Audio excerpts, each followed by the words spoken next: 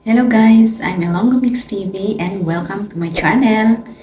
Kumusta po kayo? Sa masulok ng mundo po kayo ngayon? Sana nasa mabuti po kayong kalagayan. So sa video ito guys, ay tuturo ko po sa inyo kung paano gumawa ng personalized subscribe button. Kagaya nito guys.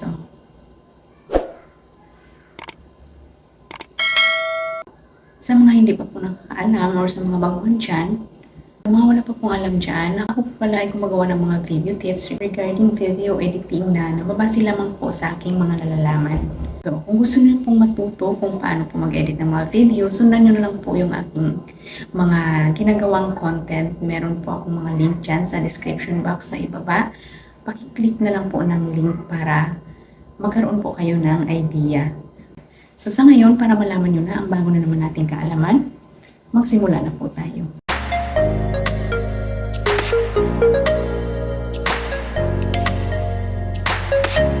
Yung una natin gawin po guys ay pumunta po tayo muna sa Google Chrome para kumuha po doon ng green screen background. Click po natin itong Chrome.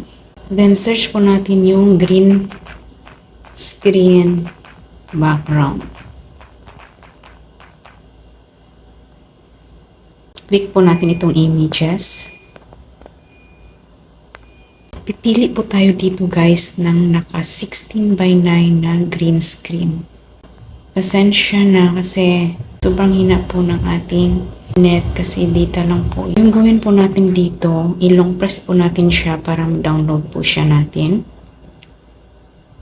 And then download image.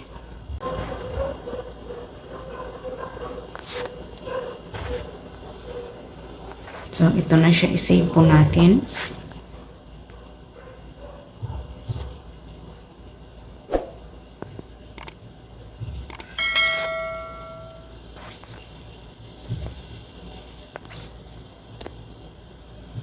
So, mag-back na po tayo guys. So, yung next natin gagawin is punta po tayo sa application na gagamitin po natin sa paggawa ng ating personalized subscribe button. Ito po ay yung CapCut. Sa mga wala pa pong application ni CapCut, punta lang po kayo sa Play Store at mag-install. Pagkatapos nyong ma-install, open na po natin yung application CapCut. Then, i-click po natin itong new project. Tapos, kukunin po natin yung dinownload nating green screen background. Punta po tayo sa albums. So, dito po siya sa downloads and then photos. Then, ito po siya. Then, i-click po natin itong add. So, dito na siya guys. Dapat po ay naka 16:9 po yung size nito. So, click po natin itong 16:9. And then, itong check. And then, yung next natin gagawin, maglagay po tayo ng picture natin dito. So, mas mainam po na yung picture na gagamitin natin dito ay yung picture na ginagamit natin profile sa ating YouTube channel. Para malagay po natin yung picture, tap po natin itong overlay and then add overlay. And then, hanapin ko po dito yung picture na gagamitin ko sa aking personalized subscribe button. Dito po siya. Ito po yung gagamitin ko. So, ayan na siya guys. Pwede po natin itong ma-adjust yung picture. Tap lang po natin itong sa ilalim ng picture. Long press po siya natin ng dalawa nating daliri. So, ayan siya. And then, i-move po siya natin dito. And then, yung next natin gagawin, lagyan po siya natin ng shape yung ating picture para maganda po siyang tingnan. Para magawa po natin yun, punta po tayo sa mask. So, back po muna natin itong arrow sa ilalim. Click muna natin yung picture.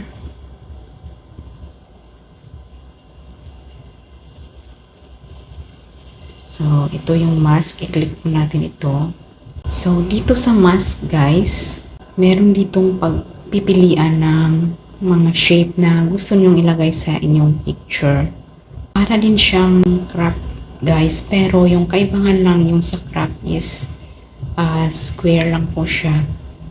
Samantala dito sa mask ay meron pa siyang ibang mga shape. Merong circle, merong heart, rectangle, and then star, kung ano po. Depende po sa inyo kung ano yung shape na gusto nyong gamitin. So, yung pang sample natin, yung gamitin natin dito ay yung circle. So, itap po natin itong circle, and then check. So, sobrang liit niya guys. Oy, back muna natin. Undo na lang po natin guys.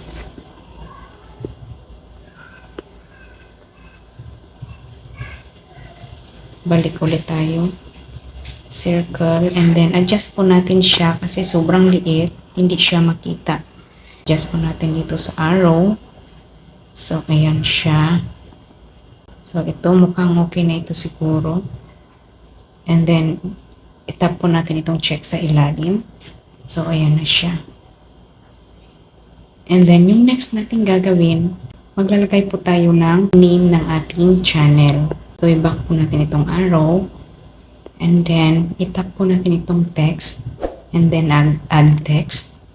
So, yung name ng channel nyo yung ilagay nyo. So, yung sa akin, Ilongga Mix TV. Ilongga Mix TV. So, yung font niya, pili po tayo dito. Ano pa yung magandang i-font? So, halimbawa ito na lang guys.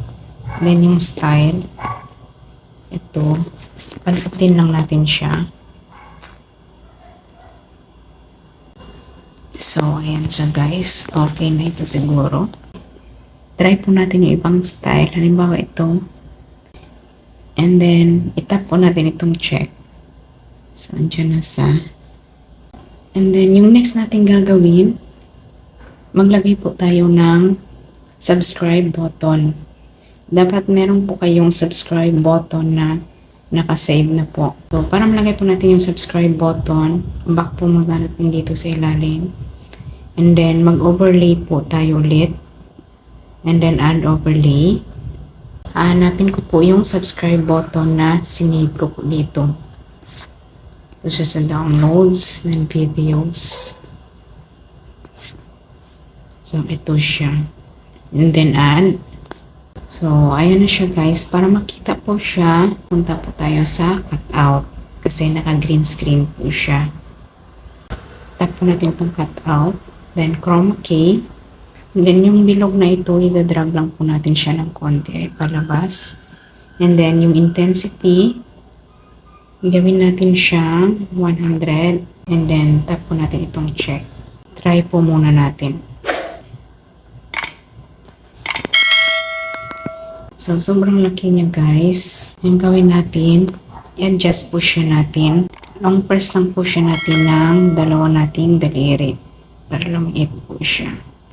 So, ayan. And then, i-drag po natin siya dito. And then, adjust po natin dito sa ilalim. Then, i-drag po natin siya. Try natin. Adjust po muna natin guys yung text kasi parang ang laki po niya. Punta po tayo dito sa ilalim. Then, sa text. Ito. And paliitin po muna natin ito. So, ayan. Try po muna natin ulit. Adjust po natin yung ating subscribe button kasi mahaba po siya. Click po natin itong split. And then, naka-select na po siya sa part na i-delete po natin. And then, i-tap po natin itong delete sa ilalim. So, ayan siya. Try natin. Ayan. Adjust po na muna natin ito. Lagyan po natin siya ng animation. Una yung picture. Punta po tayo dito sa animation.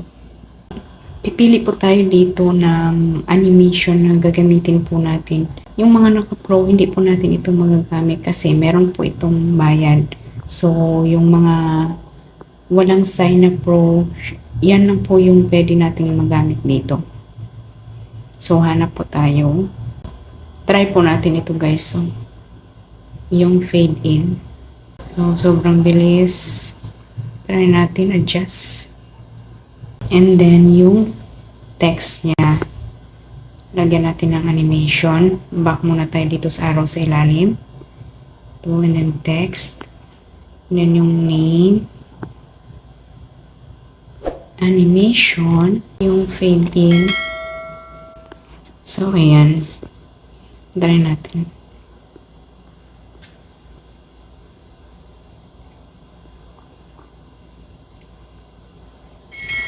And then yung subscribe button. Try na lang kaya natin yung zoom in. Yung 7 seconds. And then yung sa text, zoom in na din. So, ito na lang. Try natin guys.